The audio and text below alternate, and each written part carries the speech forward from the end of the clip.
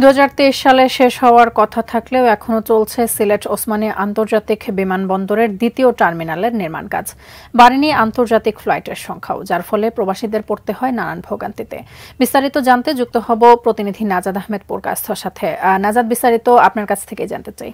প্রবাসী অধ্যুষিত সিলেটের মানুষ দেশের বিভিন্ন প্রান্তে রয়েছেন, কিন্তু সিলেটের যে প্রবাসী আছেন তাদের একটি বরাবরই অভিযোগ রয়েছে সিলেটের যে ফ্লাইট বা বিমানের যে সুবিধা, সেই সুবিধা নিয়ে।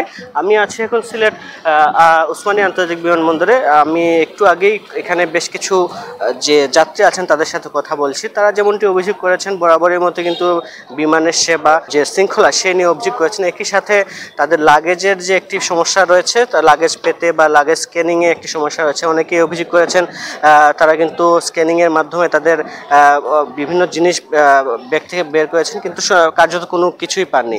একই সাথে কিন্তু অনেকেই অভিযোগ করেছেন সিলেটের মানুষ যেহেতু বিভিন্ন জায়গায় রয়েছেন, বিশ্বের বিভিন্ন প্রান্তে রয়েছেন, যে সিলেট থেকে দেশের বিভিন্ন প্রান্তে যে ফ্লাইটের যে সংখ্যা সেটি কিন্তু অনেক কম, এমনটি অনেকে অভিযোগ করেছেন। অনেকে কিন্তু বলেছেন বিমানের সিটগুলো খালি থাকার পরেও কিন্তু বলা হচ্ছে টিকিট নেই।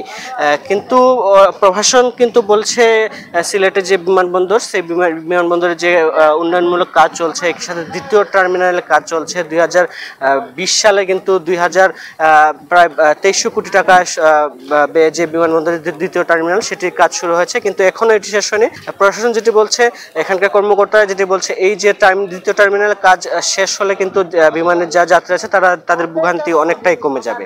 সব মিলে এই ছিল আমার কাছে সিলেট থেকে সর্বশেষ খবর।